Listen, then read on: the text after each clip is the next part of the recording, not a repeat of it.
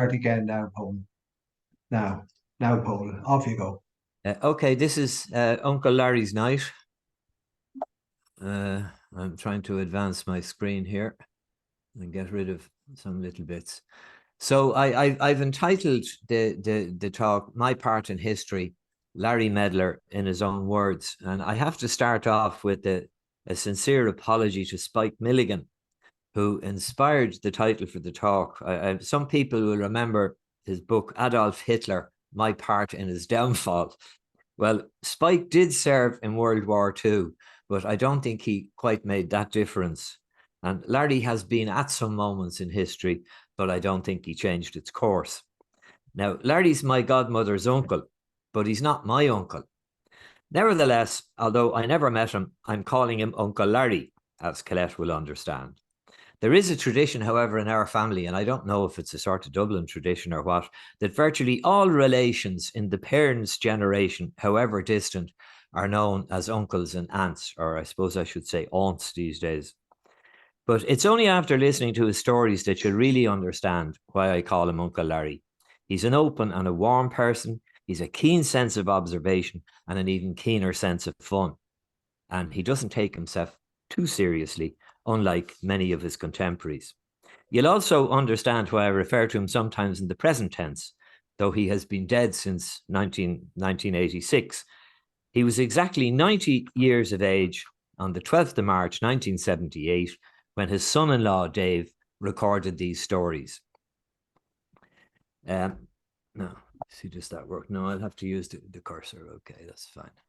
Now, as you can see from this, the people we'll be talking about here are principally Larry and Dave, and it's Dave that made the story. Now, as to Larry's parents, his father, John Medlar, was a blacksmith from a very Republican family in Paulstown in County Kilkenny, and his mother, Ellen Brennan, was from a family of lockkeepers on the River Barrow, some of whom had strong Fenian sympathies in the past.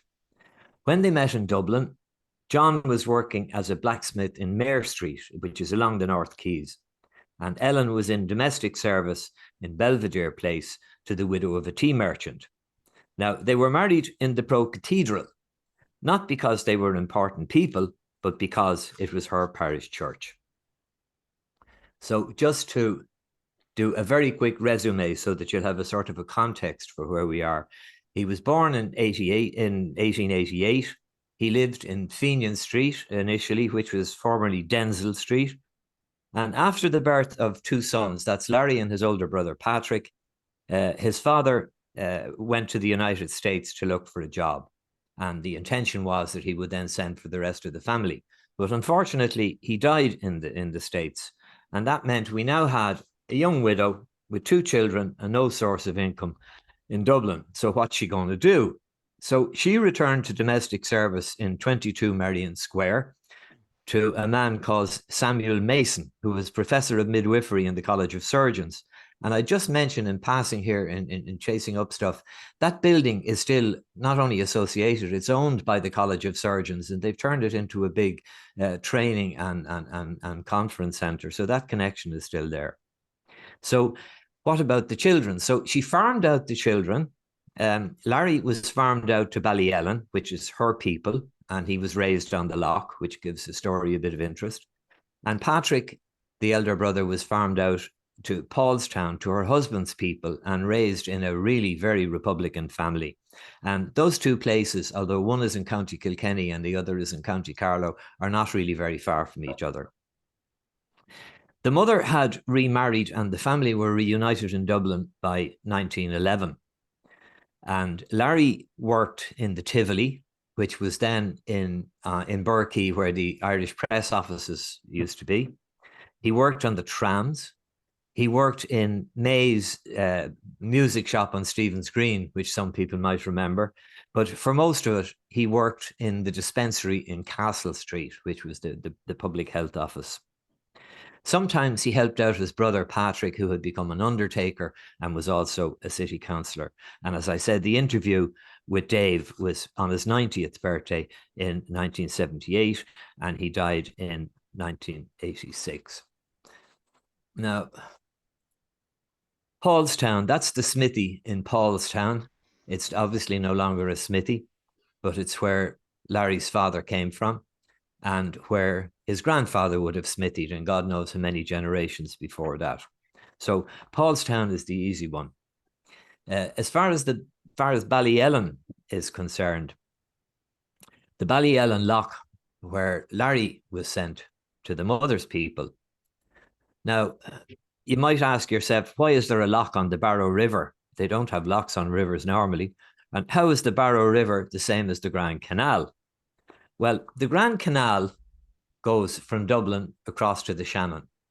And at Lowtown here, there's a spur down to Athy, where it joins the Barrow River, and the Barrow River then becomes the continuation of the navigable path down to St. Mullins, and continues on down to Waterford. So, and that's where Ballyellin comes in. It's one of the locks along the river. So before going down there to suss the place out some years ago, I decided I'd look up the map. Now, the map was totally incoherent to me. I couldn't make head nor tail of what was going on. This section of the map, I'll grant you, I was able to make sense of, because it says the word lock over here, and it's quite clear that you have a lock here with two gates, an entry and an exit. But as to what was going on for the rest of it when it went upriver, was I couldn't make out for the life of me what was going on. So the question then is, like, what is a lock? And anyone who's walked along the canal will have seen any of the canals will have seen loads of these. And basically, it's a hydraulic boat lift, and it raises or lowers a boat from one level of water to another. So how does the lock, are we okay? Yeah. How does the lock work, and what does the lock keeper do? So I was fortunate to come across this. This is a boat which is now going to enter the lock. The lock keeper comes out, opens the sluice here. The water comes in, brings it up to the level of the higher level of the water. He opens the gate, the boat comes in, right? Then he goes back, closes the gate, closes the sluice, no more water, goes on to the next gate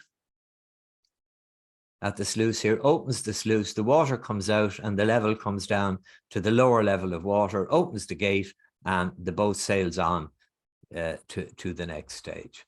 So that's basically what a lock does. Now, the need for locks here arises because certain parts of the river are not navigable. So the ingenious solution is to bypass those short stretches of the river with a parallel mini canal, which allows the boat to navigate that stretch, and then a lock to change the height in one discrete movement. So I'm going over here just to show you in what might be a more intelligible way of looking at it. And I'm going to quote from Brian Goggin. Brian spent a lot of his life documenting and traveling on Irish waterways, and I'll be making more reference to him later. But this is a quote. The pattern of most of these canals is the same. A long island or series of islands divides the canal from the river. A weir on the river near the top of the canal keeps the water level high. And some of these weirs run along the side of the canal at least part of the way, so you have to watch for sideways force of current. At the bottom of the canal, there's a lock, usually with a fairly small drop, and then the boat stream rejoins the river, which sweeps in from below the lock. The locks and their associated canals are referred to by names rather than numbers.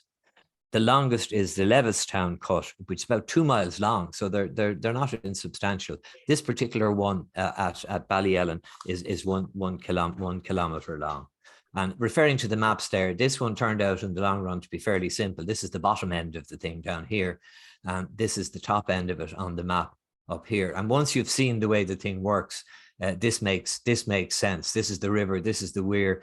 The water goes over the weir, and the weir keeps the depth behind it here and into the canal down as far as the lock.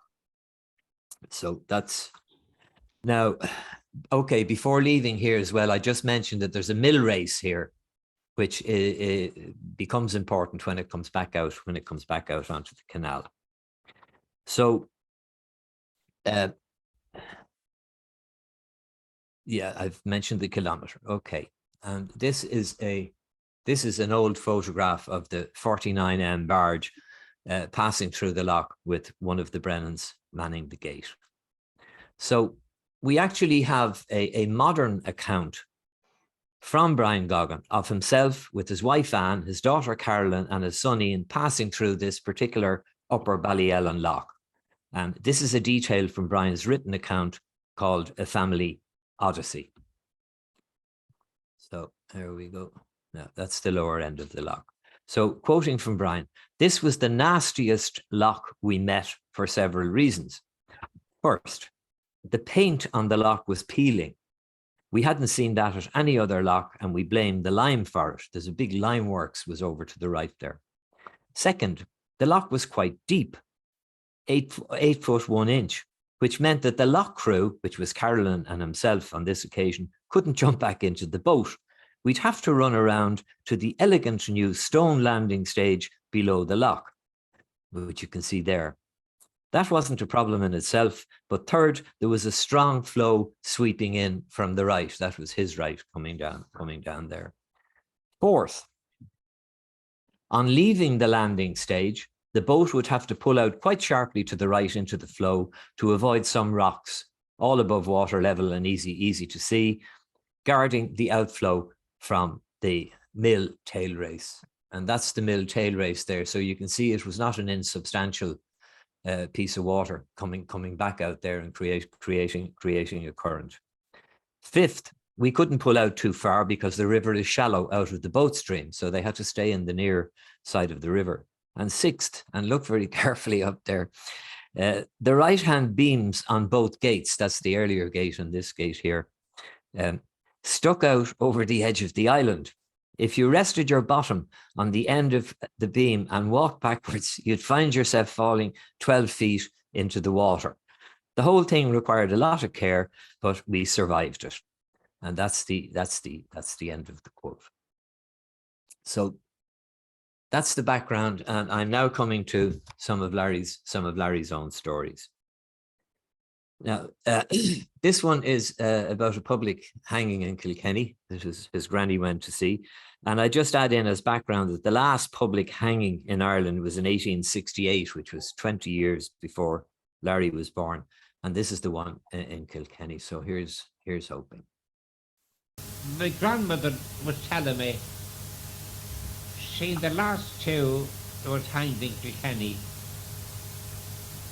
She went to look at the blooming thing, hanged out of the open they were, and she didn't sleep for a fortnight afterwards. Such a thing to go look at, what? God. So there you are, and apparently there was quite a big audience for some of these public hangings. My grandmother. Sorry. So going on and growing up down on the loch, we have communion and confirmation. He made his communion in a place called Ballyellin, which is not too far away. But they went himself and his granny went to the thing in an ass and cart, and you've heard of wheels coming off, but the wheels did come off in this case. And then confirmation was in Bagnallstown, which is a little further away and a bigger town. And Patrick from Paulstown was due to make his confirmation there, but Larry was not. Well, tell me, do you remember making your first Holy Communion? I do. I can tell about that too. In a place called Ballyellin, myself and my brother, the two of us making our first Holy Communion there, you see, and my granny came with us. We got a load of an and car from people named Dorothy there. Went off for the first communion. I remember we got shortbread, I think it was. We were eating that, we were coming home in the car. The wheel came off of the car. That's the car. Myself and my granny rolled into the ditch like that. My brother went down, the horses, they hung in there. He held on, you see. We had a bloody job getting home. I remember that well, Dave. And would you have dressed up specially in that time? Would you have had new clothes and all for Yeah. your Holy Communion that time? But I tell you, no, my confirmation. That was, I had made my confirmation in Ballyellin, that was 4 miles away, you see. My brother was making his Confirmed, confirmation, and I wasn't. But I was all dirt, and an old pair of old boots on me. What did I do? I rambled off the whole way 4 miles to Ballyellin and got in with the crowd in the church and made my confirmation. My grandfather and grandmother was in the terrible state all day. I was missing, thought I was drowned. So in the evening time I came down, my boots across my shoulder here, my bare feet. I say to them, I made it. You made what? Made me confirmation. Well, tell me, Sorry. So the next one is about a day at school, and it's a problem that certainly I didn't have at school, but you can hear what's going on here. We had an absent teacher who was a little overfond of the beer. did you go to school all the time, or were you? I did, and I used to hate school. And we had a schoolmaster, and himself and the sister living in the grounds, and he was fond of the beer, and sometimes he wouldn't be able to turn up in the morning, and the sister would come down and say their prayers and let us home, so we used to be delighted. They were gas times there. Did you go? So on the lock, we've a story here of Larry going to collect the fee for the lock keeper, some eels for the London fish market, and poaching the salmon. Tell me about the going to collect the fee for minding the lock. Oh, yes. Often before it be due, we used to be terrible hard up. Before it be due, I'd go up to Ballyellin, walk 4 miles along by the river to Ballyellin to get the money. And when there was an old fellow named John Keaton, and he went with a hard hat, he was in the office. So I went, well, what do you want? So I tell him, he'd take off the hat and he'd walk up and down cursing all the curses you ever heard the language of them. He'd walk over and hand me the 5 shillings. That was all, the 5 shillings. 5 shillings for a month. For a month, yeah. Of course, the way we used to live there was salmon fishing and eel fishing. There was big nets used to go down in the loch there. They used to make them, the grandfather and grandmother knit them. They'd reach over to the window there, you see. A big wooden frame in the front, and then they get narrow 10 enough or 15 feet wide. Yeah, often cost 18, 20 stone of eels. Well, would that be poaching now, or would it be? No. Then you get wooden boxes from Billingsgate in London. They'd send over the boxes, and you'd put them all into the boxes. You'd be up in bed at night, so you'd get them in sacks, bring in a sack full of eels, put down the par and pour them out on the floor, and you'd be up in bed and you hear them. You'd hear them all night. Then they all put in boxes and sent away to Billingsgate. The salmon fishing, well, Duncan was an awful bummer man, what to tell you. Duncan passed. That's Mary Brennan's father now. He was a town man for poaching, you see.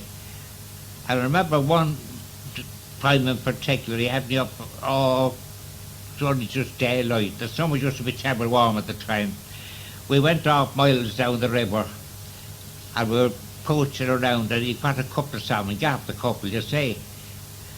And I was paddling there with caught, and I was paddling up the river, big pool it was. He says, wait, says he, come up, he said he, have a look. Bloody huge salmon lying on the bottom. See, what'll I do? So have a go outside. He stuck the gaff in the salmon there, and the salmon pulled the cut up along the gaff came out of the salmon, lost him. We searched for about an hour and a half for that fella, couldn't get him, knew he'd be dying, you see. We were going home, and we had to go through Mickey Long's lock below Gord Bridge, you see. I said, well, Paddy, how do you know? I got a couple, says he. Never mentioned about the big one. Mickey Long went down, caught the bloody salmon. It was doing bit of bank, you know. Yes. And Duncan said to him, how did you get him? I was fishing with the water when I caught him. He was 42 pound weight. The language. How much would that have been worth at that Oh, time? well, about 4 shillings a pound, I suppose. 4 shillings a Yeah, pound. that'd be a lot of money that time, you know. Oh, God. Tell me about the All right. And back to Dublin now, and just a small sideshow on 1916 with the curfew, Mrs. Mortimer in James's Street, and Sean Connolly at City Hall. 1916. Do I remember? Because I surely do. Where were you then? Living on Ross Road, when that took place. I was living in Ross Road, and I used to go up to the dispensary. It was dangerous, you know, going up even. I used to go up to the dispensary anyway, so this morning we were terrible hard up. We'd no grub around. We lived in Jamesley at the time. And the Mrs. Aunt, Lord Mester, that lived in Ross Road, we were in their place. We were terrible hard up with no grub. And one morning, I said to go up to the bakery in Patrick Street, you see, for bread. They went up and I met the brother's sister-in-law, Mrs. Mortimer. And she said, she's come up with me to James Street. I wasn't shaved or any bloody thing. All my stuff was in James Street. Went up along to James Street. We were going up there big Guinnesses. We were going the back ways. An officer held me up. Where do you go? So I told him, explained, get back to see. He said, sure, I want to get shaved. Get back to see, put the revolver. He said, you wouldn't see me going back there. There was a curfew on at that time. Huh? The curfew was on at that time. You couldn't be out after dark. Well, this wasn't dark. Yes. This was the daytime. Yes. The whole street, Thomas Street, was lined with soldiers. There's something else they attracted me by Did you there. know any of the men in the 1916 rising? Oh, I did. John O'Brady, John was in the cycling club with us, and what do you call him? Sean Connolly. He was killed at the City Hall. They were do him well too. He used to hurl in the park with us. I do a few more. I can't think of them now at the moment. You weren't mixed up in it yourself at Huh? all? You weren't. Oh God, I wasn't. I kept saying it was there.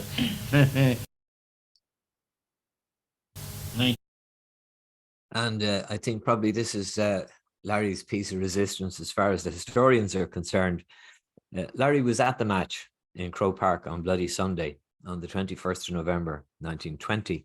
And just for people who may not remember all of the background to it, the Dublin Castle administration had imported a new batch of spies or agents to deal with Michael Collins. And that morning, Michael Collins's squad had killed most of them in their homes. In retaliation in the afternoon then, the British forces shot into the crowd at the match in Croke Park.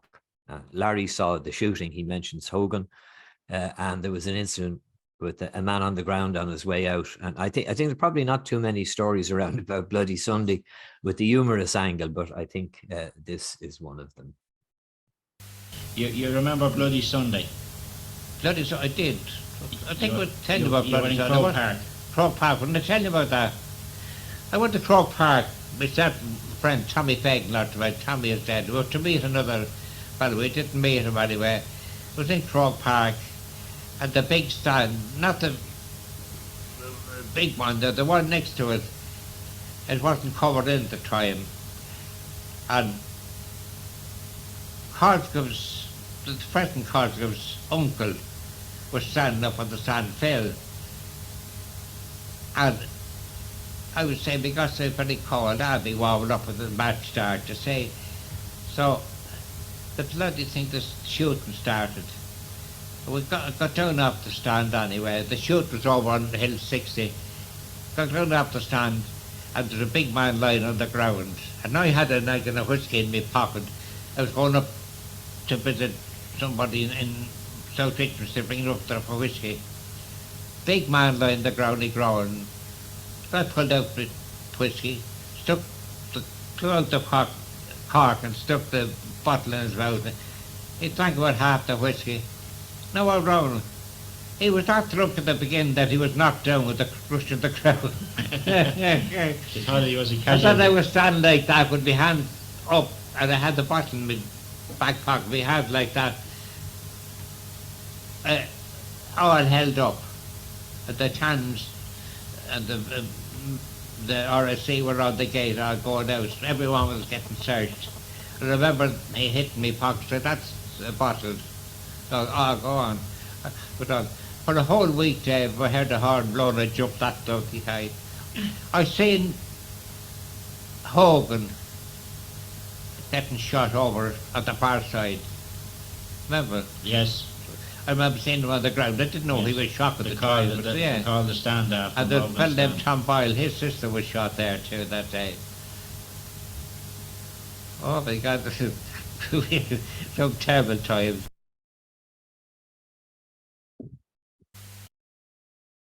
This is a different story, but it's a time it was dangerous to have the wrong thing in your pocket or in your sock walking around Dublin. And Andy Duffy was a pawnbroker on Gardner Street at the corner of Railway Street, and he was a relation. And that place, as you're probably aware, is on one of the corners of what was Monto in its day. So it might have been a very interesting place to have a pawnbroker shop. But he was a bit worried. He had a revolver and ammunition in the shop, and he was a bit worried if he got raided by the Tans that he'd be in serious trouble. So he gave Larry the revolver, and Larry decided he'd take it home with him anyway. So Larry had ammunition in his pocket and a revolver on him, and the town was full of Tans. And when he mentions the chimney later, it's in the dispensary where he worked, and he gave it away ultimately to a man who pulled the trigger, and you can hear what happened next. My brother's brother-in-law, he had a pawn office in Gardner Street, Andy Duffy, and he had a revolver there, and an old revolver, he had ammunition for it, you say, and he told me, so I'll take it. And to do the bloody Tans was here, you know, I'll take it. I took the revolver anyway. I stuck it down my stocking here.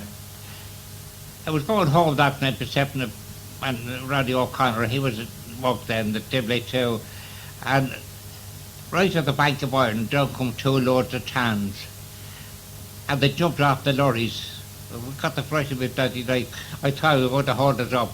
They thought there was going to be ambushed there. They jumped off, but I got through there anyway. I brought the revolver up to Castle Street the next day, and I put it up the chimney, the little edge of the chimney in the wet. No, I put it up there. You were a headed there, dispensary porter and at that the- time. Huh? You were a dispensary porter then. I put it up the chimney. So it was one day, a fellow, Johnny O'Reilly, he walked to the corporation, he come in. I said, right, Johnny, I was telling Johnny about the revolver. Says, he'll take it. He got, so I'd be glad to get short of it. I gave him the revolver and a bit of ammunition, you see. He went down that evening to a pub in Parliament Street, and there was some big fellow, I forget who he was, shot out of the castle that day. He went down to Gleason's of Parliament Street, and they were having a drink. Except another fellow, one who says, we should have a look at this revolver. He went out, and in the laboratory there was a glass roof, and he put the bloody thing, he pulled the trigger, the bloody bullets went out to the glass roof. They were lucky they weren't arrested, because the trouble... Was that before 1916 or... During the trouble, yeah. Yeah, around 1916. Yeah. My brother's brother. So just a comment in passing, it was well after 1916. I have three little vignettes here about Dr. Matt Russell. Larry worked in the dispensary, as I said, in Castle Street, and Matt Russell was the dispensary doctor at the time. He subsequently became the corporation chief medical officer in succession to Charles Cameron. Now, he was a father of Matt Russell, who ran the Attorney General's office in my day and with whom I had my own difficulties. Now, this is the first little cameo, which I've entitled Dr. Matt Russell, Counsellor, and it concerns the operation of a VD clinic for a dose of the clap. The fella lived after me, well, an awful bloody dose off of some woman, you see, and he was an opposite, said, come in, see the doctor. So he did well, come in, so I brought him into Russell. Russell had a look on and said, where'd you get that? So I told him, the next time you meet that, he said, pull it out, you can slap across the goblet.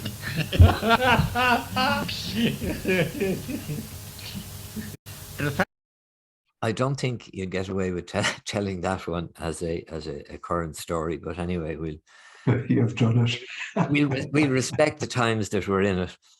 The second one is Matt Russell, the prankster, when he scared the horse.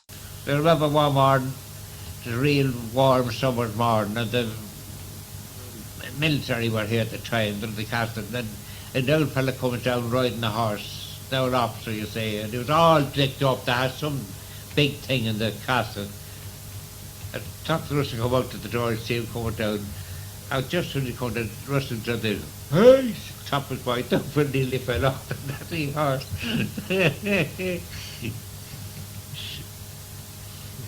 He was the gas, Russell was the gas bloody man. He was chief mental up in the corporation afterwards.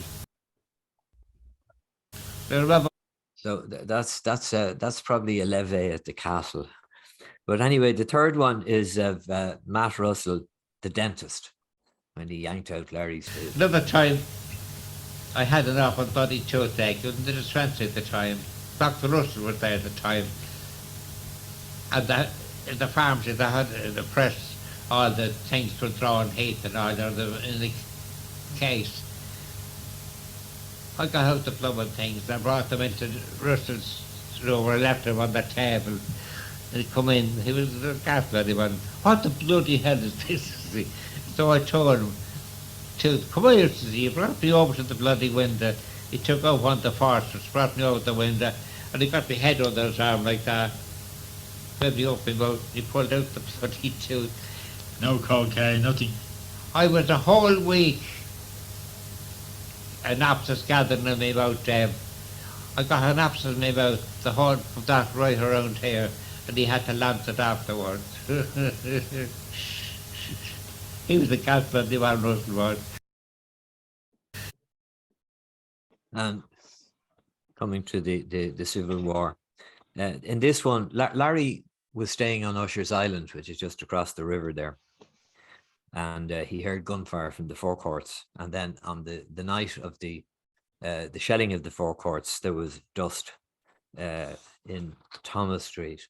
Now, he mentions Packy from Paulstown. That's Pádraig Medlar, who was Larry's cousin. He was certainly in the IRA. He's mentioned in one of Ernie O'Malley's books. And I think he might have been a member of the Ard Corla, but I couldn't actually swear to that. And do you remember the Civil War here I do. in 1921? I do. I can't remember that too. I was in the chimney at the time, and the cousin, my Packy from Paulstown, he was down the chimney this night, and we had a few jars. We came up along and we went Thomas Street. Our dinner got sausages and liver, so we'll have a feed when we go home. I was staying up that time in the brother's place, Usher's Island. He was away, you see. They were on holidays, and I was staying there. We didn't have a feed anyway. Went to bed, went along in bed. The bloody shooting started. The bloody hopping off the roof.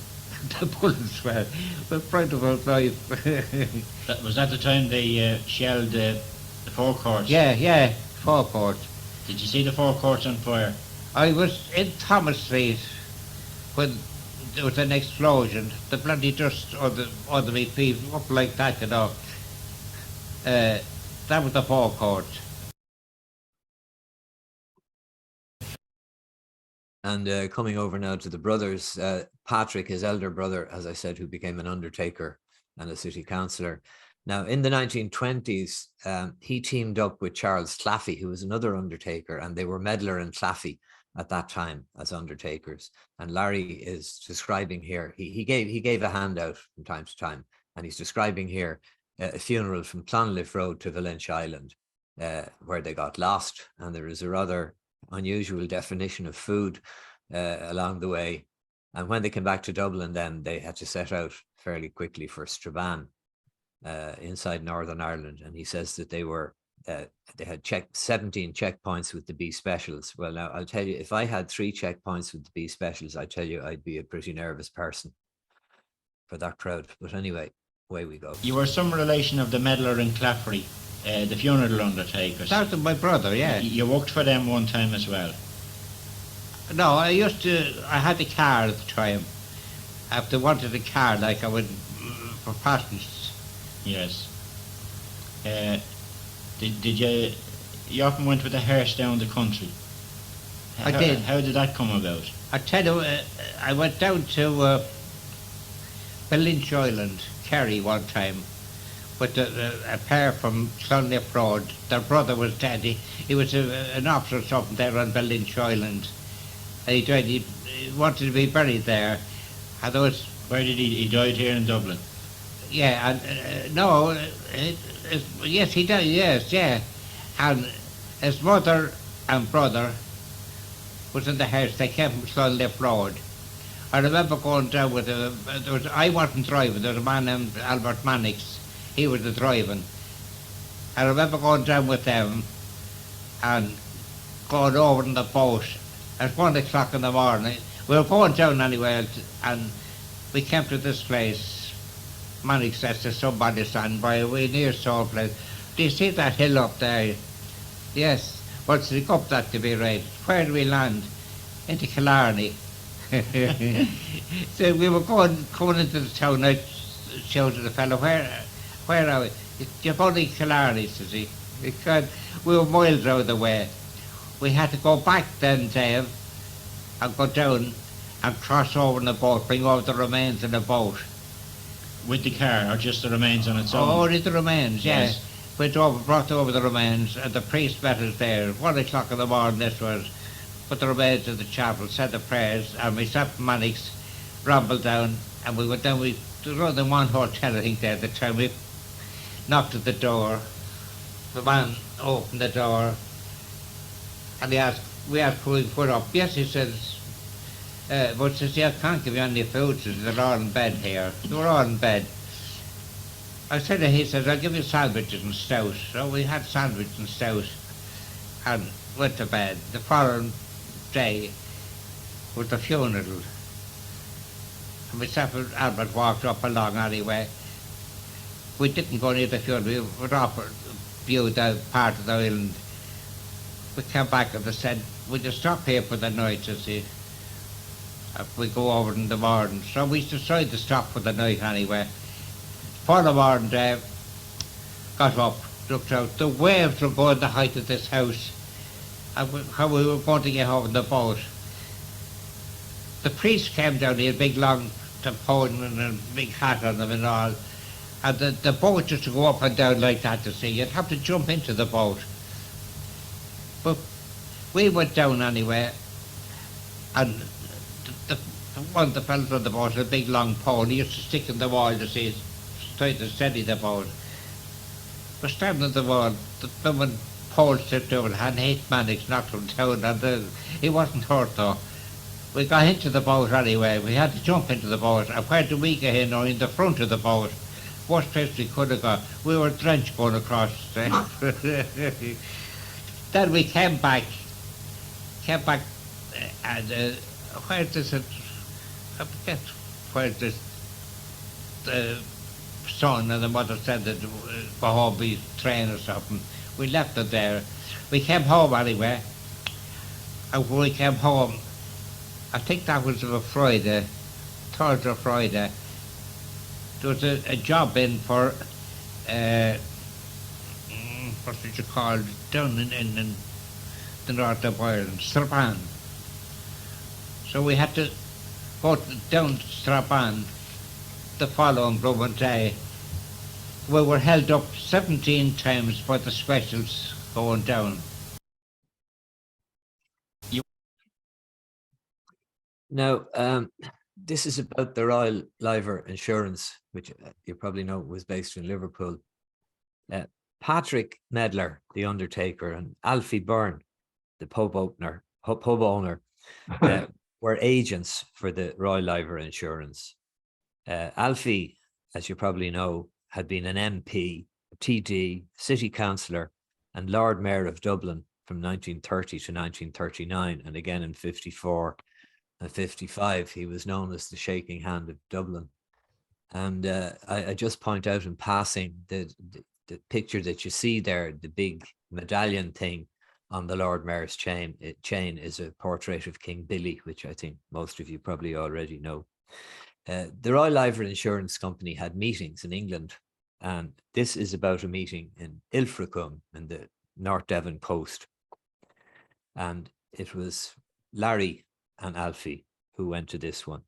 And Alfie tells Larry about having sold a pub to get money to fight Jim Larkin in an election. So let's go with Larry. I remember when we went to Ilfracombe.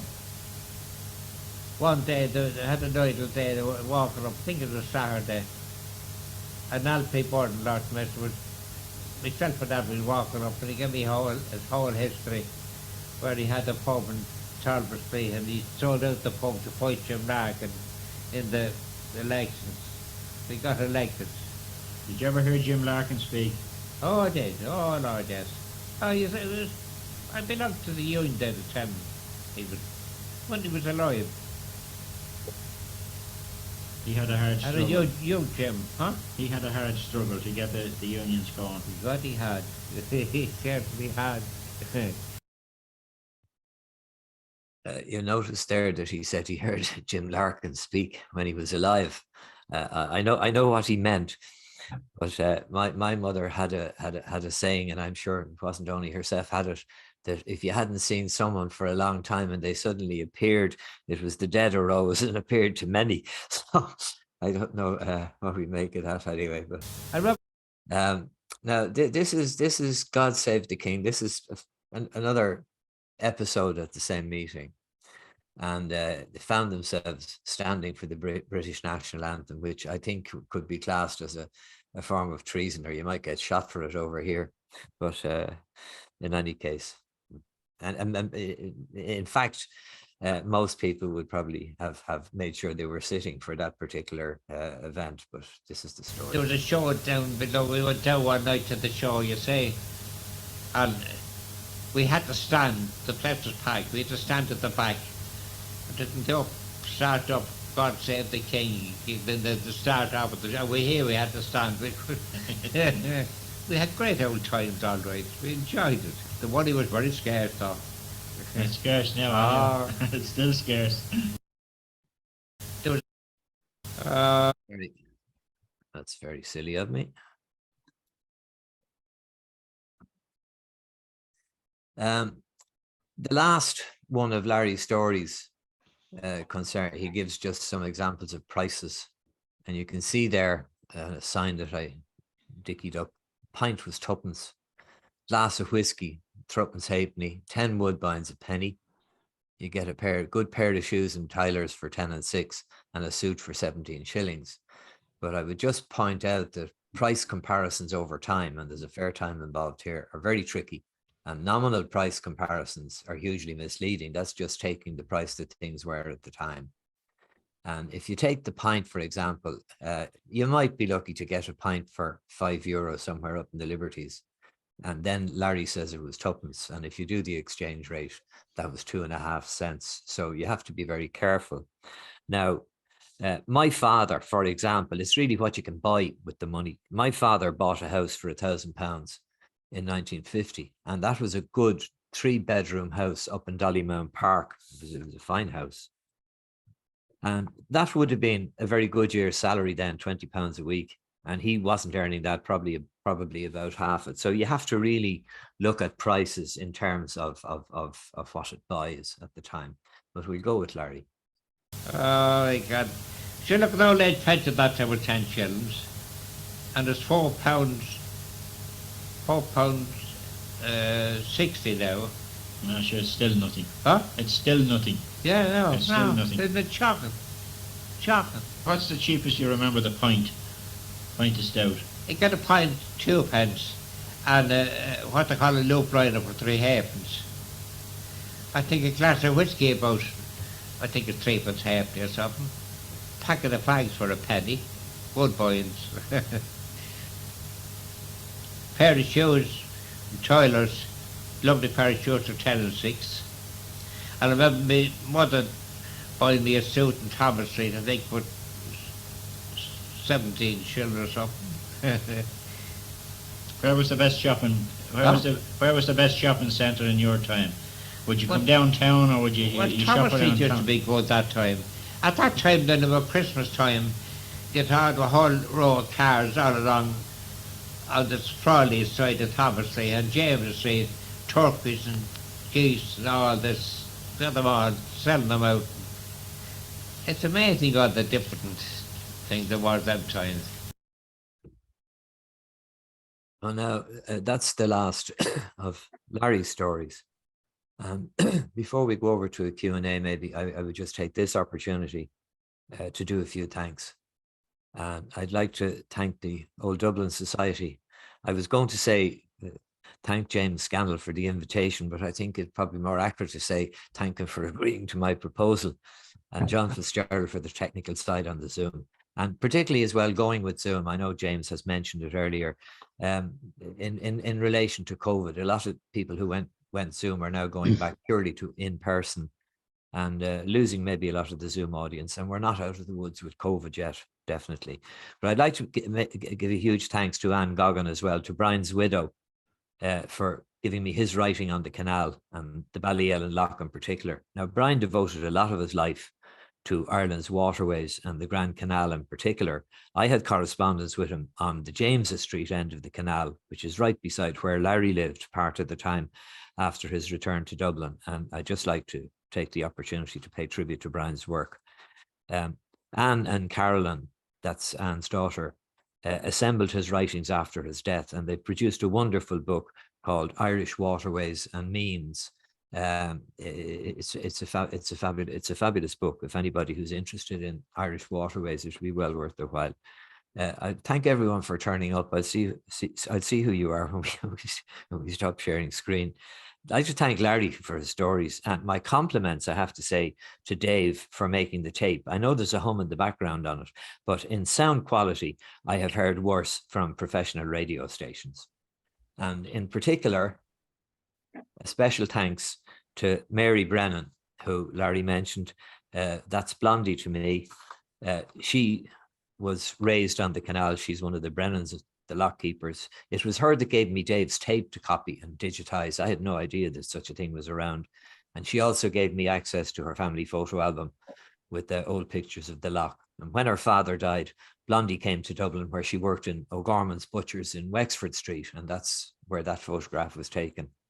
And as a youngster, I always remember Blondie as being a looker, if I'm allowed to say that sort of thing these days, and of being a very vivacious lady. So I'll hand you back to James in a moment, just in relation to Q&A, questions, if anyone has them. There may be some answers. I'm not an expert in this area. I'm flying by whatever I fly by these days. Comments are welcome. Stories, if they're short, giving everyone else a chance. And I'm quite happy to replay any of the audio clips if anybody wants to hear them. So I'll unshare my screen and hand back to James. Thank you. Okay.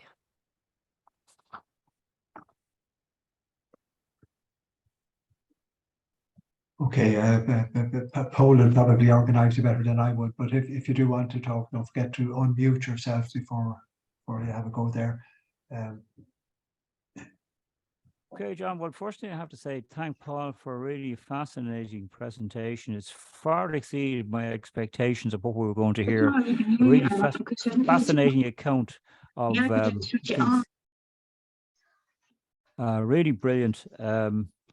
I'm just reminded that the High Castle official that Larry mentioned probably might have been Chief Commissioner Redmond, because he was the highest bigwig from Dublin Castle that got bumped off. So that might be the time around the revolver. The tooth being pulled reminds us that having a tooth pulled was very hazardous, that you could get an infection because you didn't have antibiotics, you didn't have penicillin, and you could often die from it. And was it Michael Davitt died from having a tooth pulled as a result of an infection, and that was around 1904. And as regards the national anthem, I'm reminded I was going out, staying with the girl up in Northern Ireland in the 1980s. And at night time, when the BBC would play God Save the Queen, before the first note would be off, the television was off like a shot. They had no time for God Save the Queen. So, you know, that's it. But I have to say, Paul, really super presentation, really great, far exceeded what I thought we were going to get. And fair praise to you for putting the whole thing together. So I'll leave it open now to people if they want to make any comments or questions. And don't forget to unmute yourself if you want to be heard. Well, So it's all down to Larry. It's all down to Larry James. And I just mentioned in relation to the English national anthem, there was a time they used to play Sinn Féin Fáil at the end of the cinema. Yeah. And once the title started rolling, there was a mass run for the door because people were just going to get delayed standing up for the national anthem. I don't know if people remember that. But I remember it was a 30-second version, Larry, wasn't it? But 30 seconds that the flag went up and they played a quick version. Oh, the presidential salute, eventually. Yeah, they played a quick one. They used to play about 30 seconds. The flag would fly. And that was it. But I give you one funny thing about the national anthem. My mother worked in Ardmore Studios and they had to record the national anthem for a minute for playback on RTE at night time. So they brought up the #1 Army Band for 14 days up in Studio A in Ardmore Studios. Morning, noon and night they heard the national anthem. And the sound fellas would keep shouting down, 59.5 seconds. No, there had to be, the RTE wanted 60 seconds on the nail. And it took the band, I think, a week or a fortnight before they got it they could record it 60 seconds on the nail. But they were fed up morning, noon and night. All that here coming out of Studio A was the national anthem. So there you go. Floor's open to everybody now. Okay, open it up. James, can you hear me? Yeah, I can hear you, Larry. Yeah, I can hear you. Yeah. See, Tom has his hand up there. Tom Ferris, you want to go ahead, Tom? Yeah, thank you very much, and thank you, Paul. That was fascinating. Can I pick up on one point, just to draw connections? The funeral journey from Clonliffe Road to Valentia Island, it's just the coincidence of family connections. My late sister Maureen's in-laws lived in Clonliffe Road, and my late mother came from Renard, which is probably where the boat left to go over to Valentia Island, because at that stage there was no bridge. The bridge didn't come until 1968, long before that recording was made. And I can well imagine that the waters there, how treacherous it would have been going across in a boat and having to bring a coffin at the same time. But thanks, Paul. Very good. Excellent. Thanks, Tom. I think as high as the house must have been an exaggeration. I don't think they'd have survived that at the time. Yeah. Oh, dear. Anybody else?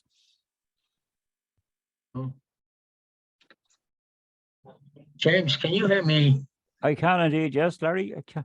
Yeah, I can indeed. Larry, this is Henry. Henry, sorry, Henry. Henry, sorry, the rain on my brain today. No, I'm having trouble with my laptop. Yeah. You know, because I can't see myself. I'm using Mary's. Right. Okay. Yeah. But it's a very, very interesting talk, and it's really enjoyable to hear actual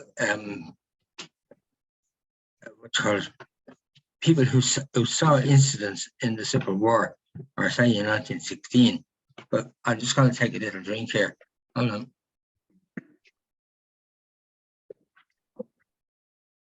But I remember the canals very well. And you were saying about the national anthem being played in the cinemas. Well, my memory of it is that they played most of it. And we all stood, I know in the 1940s and 1950s.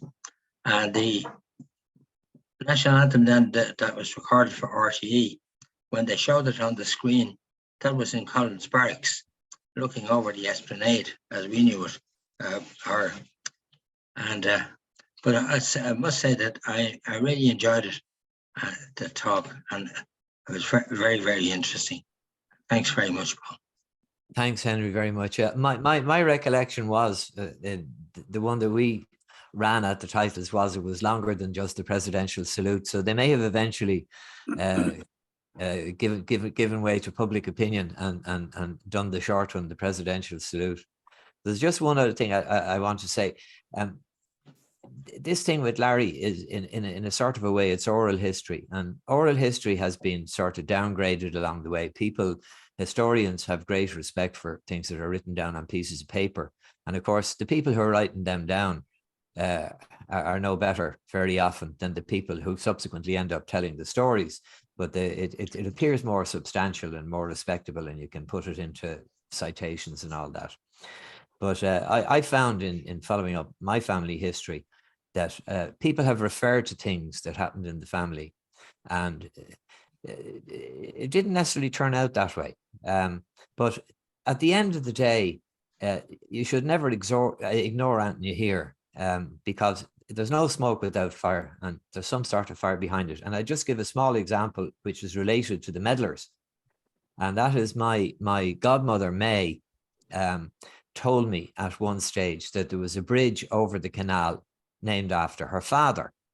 Now, that wasn't such an outlandish claim, because her father was an alderman, and he was also very active in the particular committee that got a particular bridge from Maryland over to Basin Street or Basin Lane constructed across the canal. Bridge.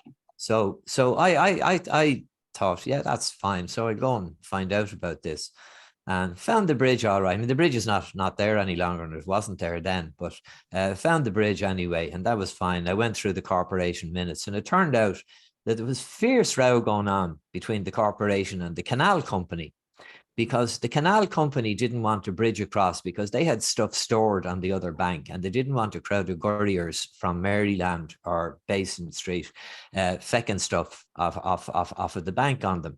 So eventually there was an agreement that a bridge could be constructed, but it had to be fully covered in. And there had to be a little approach part which was covered in on the Maryland side on St. James's Walk. And then when it got over to Basin Street, there had to be a big long passage covered in as well. So the couriers couldn't come out in the bank. They were thrown out into the public street. And that was fine. And I thought, oh, is this the Medlar Bridge? But in discussion with Brian on his blog and so forth, it turned out that it certainly sounded like the Medlar Bridge, but it was actually the Medlar, because it was made out of metal. But at the same time, I think Patrick Medlar does deserve to have a bridge of some sort named after him for facilitating all those holy people from Rosary Street and Mary Street and all these streets, Maryland, following on the Eucharistic Congress. They named all the streets religious names, and it was only after some pressure in later years that some of them were given more secular names. But I mean, the point is, there was a bridge, and I then sort of took an interest in the bridge, and it was a fascinating history. And it wasn't quite the Medlar Bridge, but in one sense it was the Medlar Bridge, and then there was the added bit of the Medlar stuff, which is a nice piece of Dublinese while you're at it, But anyway, I wouldn't ignore. I won't bore you with other stories, but it's happened to me a number of times that I've heard some outrageous stories, and when I chased them up, they turned out to be different stories, but every bit as interesting and sometimes even more outrageous, So Can I just say something about that bridge? Yeah, go ahead. Yeah, go ahead, Henry. This is Henry here. Yeah, go ahead, Henry. My wife is standing here beside me, and she went over that bridge how many times? Twice a day. For 6 years. Wow. For 6 years, going to Basin Lane School. Now, that was the narrowest part of the canal. And when the boats would be going through there, the lads would jump onto the boat and race across it and jump off on the other side. And they actually swam around that area. But that, as I said to you, it was the narrowest part of the thing. But we always refer to it as the Iron Bridge.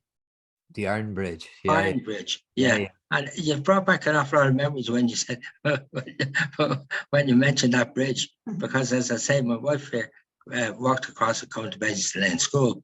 And, you know, my mother's sister's husband was a caretaker in Fatima Mansions, as it was at that time. And I used to go down and paddle with my cousin. And we would go down there. I didn't swim, but he did.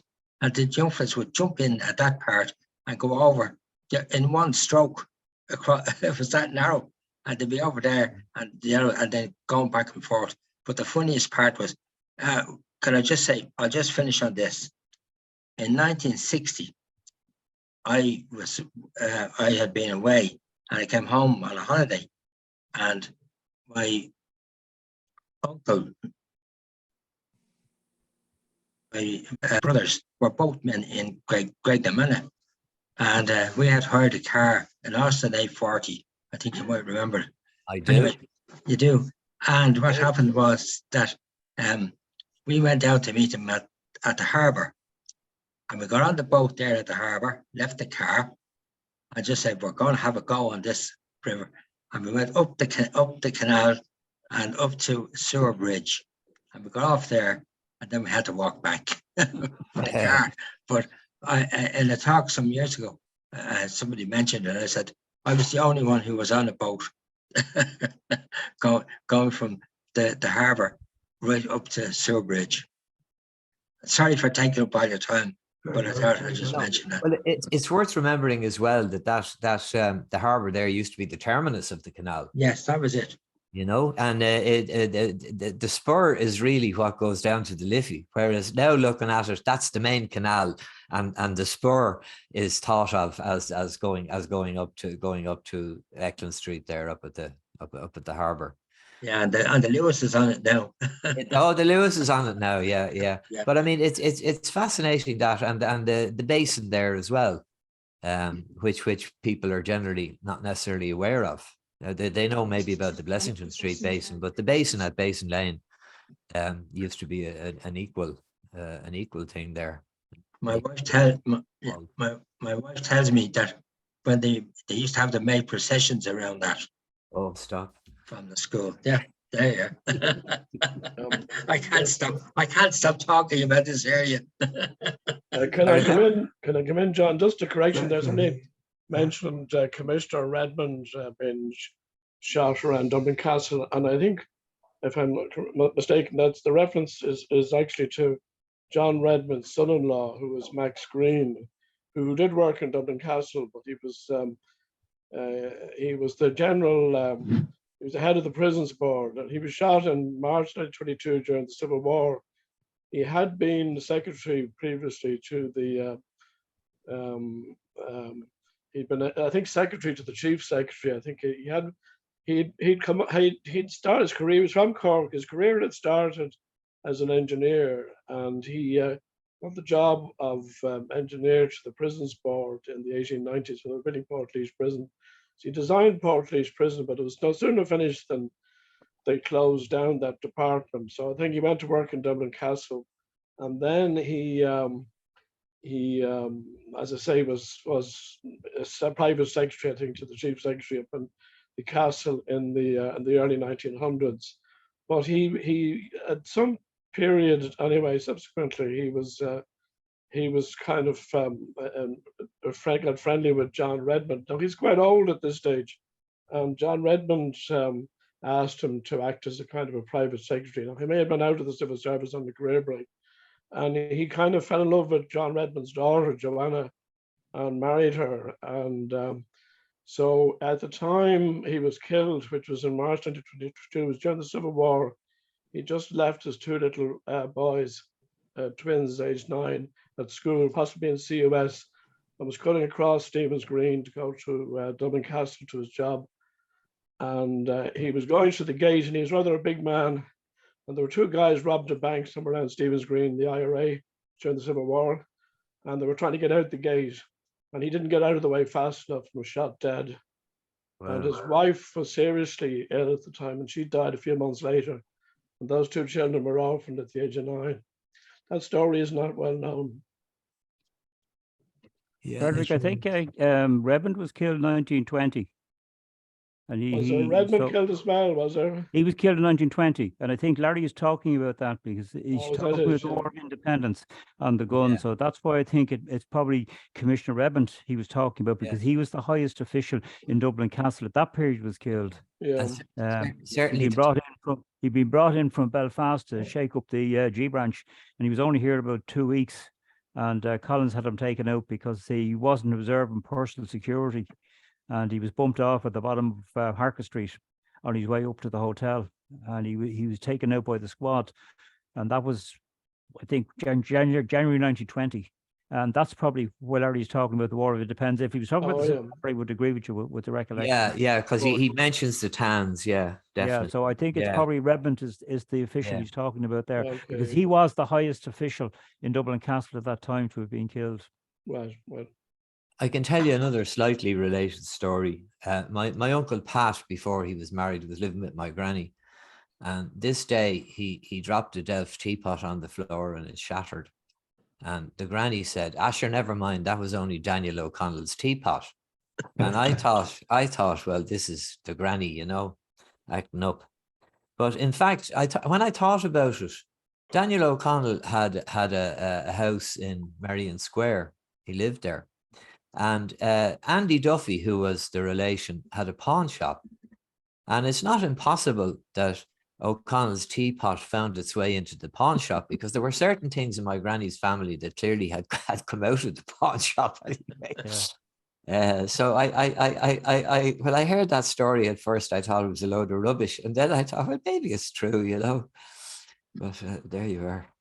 I think one of the things you touched upon about family history, I know researching my father, the stories he told me, and going through various family papers, I've actually some were true, but I found some weren't quite what he told me. But there is some substance, and I've actually found some interesting documents at times that support what he was talking about. I remember, like yourself, I remember stories, but it turned up various things like that. I mean, one story he told me was that he was in hospital and he got called up for war service because he'd been in hospital in England. And sure enough, in his papers, there's a letter sent to him in 1944 when he's back in Ireland, telling him he was to report that the local labour exchange in London to be assigned work. At this stage, he'd been out of Britain for 5 years, but the hospital had forwarded it to him. Need to say he didn't go back because he had been operated on in England in 1939 in July, and then he was sent home very promptly in September when the war broke out. And then 4 years later, he gets this letter sent to him saying, "Will you turn up?" You know. But So, my cousin, sorry, my cousin Colette told me a story. It's almost a Civil War story, but she told me this story anyway, family story, that my uncle had gone out on a boat on a lake down the west, and he decided anyway he was going to go skinny dipping. So he took off his clothes and jumped in and swam around and came back to get into the boat, and the boatman wouldn't let him get into the boat because there were women in the boat, and he drowned. Now, I thought this is a bit much, like that this would have been a scandal that you'd still be talking about. So I went chasing off, and I had an awful job finding them. But anyway, but what actually happened was he was an apprentice to a draper, if you can imagine such a thing, in Ballinasloe. The family were from Ballyhonas, in Ballinasloe, and the River Suck goes through Ballinasloe, and it's a benign river in places, and it's a very dangerous river in other places. And he was out with a crowd of his mates, young lads, on a Sunday afternoon and walking along the bank, and decided he'd go skinny dipping, you see, which he did, but he got into trouble almost immediately. And one of the mates dived in and swam across and was holding him up in the water when around the corner came a rowboat rowed by a man with two women in the back of it. Now that's the agreed story up to that point, and there are two stories from there on. The boatman claims that he rowed over to where Paddy was drowning and held out an oar, but that the current in the river was too strong, and it shifted him back into the bank. And while he was at the bank, he took the opportunity of dumping the two women, and when he came back, Paddy was gone. But the other, everyone else's story is that he came along, he saw there was some trouble, he went over to the bank, dumped the two women, and then came out to see what was going on. And there was an actual inquest Now, Ballinasloe at the time, this was in May 1922, and Ballinasloe was held by the irregulars at that stage. But there was a full inquest, and it was reported in the Connaught Tribune. And my grandfather, that's Paddy's father, and his elder brother were at it, and the grandfather had conniptions, and he had steam coming out his ears, and he was shouting out at this fella that he had sacrificed the life of his son for the modesty of two women, which he really thought wasn't a great deal. But and the added thing, there was an added sectarian level to it as well, because young Paddy was, I'm not saying he was a daily communicant, but he was a bit on the Holy Joe side anyway. And the boatman was a Protestant. So that was thrown in as well. And the inquest, what will I say, reprimanded the boatman. And interestingly, when the death notice appeared in the paper, there was no reference to the parents, only to his elder brother. Now, the elder brother was the General Secretary of the INTO at the time, not General Secretary, but the Western Secretary of the INTO at the time. So he would have been a sort of a good point to identify it was that Paddy Dwyer type of thing. But the other reason that conclusion I've come to why the father and mother, who were alive and kicking at the time, weren't mentioned, was the father was a retired RIC man, and there were RIC men being taken out in Ballyhonus and Ballinasloe at that time and being shot. So it turned out, like, for a story that sounded outrageous, it actually turned into nearly a more outrageous story at the end of the day when it was followed up. So again, I'd say, if you hear a story and ask people, talk to people, geez, the number of people that are gone that I'm now screaming to ask them questions is just unbelievable. So if they're still around, ask them questions. You needn't even pretend you're interviewing them. Just keep asking them questions, and stuff will stick with you. And when you're doing research later, you get some guidance from. But anyway, that's my sermon for the night. But however, if I could just ask one short question of Paul, in the clip of Bad Bloody Sunday and the Croke Park, he mentions the Cosgrave, and it just occurred to me that the Cosgraves, W.T. Cosgrave's family owned a pub on James's Street. they did. So Medlar must have known the Cosgraves. Oh yeah, I'd say they knew them fairly well, yeah, because they were up that end of James's Street. Was where they were living. They were living up opposite the flats there, and they were actually the Medlars. The Medlars were living in the flats, and they had to vacate the flat.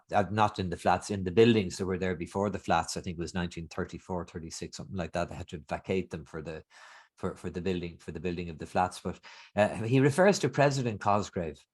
Now, at that time in 1920, I'm not sure what he was president. I was probably president of the second Dáil or something. President of the Executive Council. Yeah, but I don't. But that wouldn't have been till later, would it not?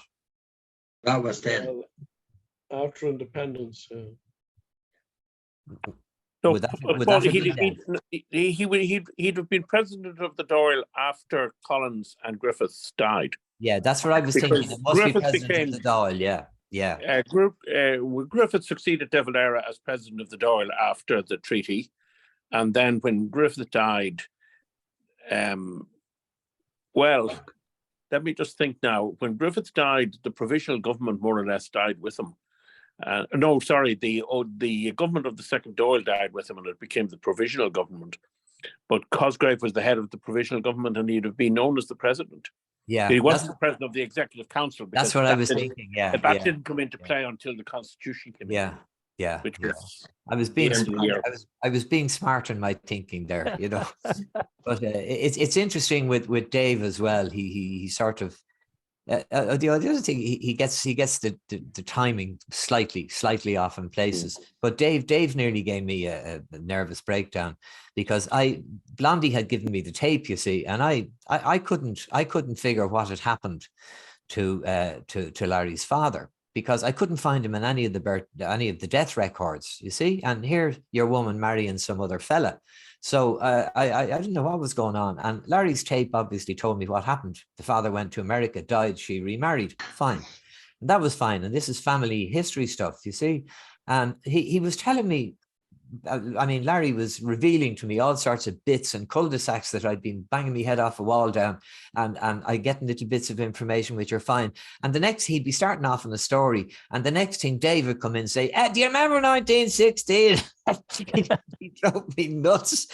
You know, but at the end of the day, like, it paid off, because it means that he's recounted some of the historical things that would be probably more interest to a general audience, you know, than I would have had him if I was interviewing him, you know. Anyway, there you are. So. Are there any more comments or questions? I suppose No. it just caused me to thank Paul for a really great night. I think he's demonstrated an aspect which we forget about, oral history, very important. And of course, there is an oral history course in Pearse Street, which runs on alternate nights to Seamus's course in local history. But I think we have to compliment Paul on really fascinating presentation on oral history, Larry's recollections, and the research that he's done to tie the whole thing in. And a great presentation, far exceeded what I thought we were going to get tonight. So well done, Paul. I'm sure if it's not covered in the DHR, Seamus will be looking for text at some stage, bits and pieces. I'll get something.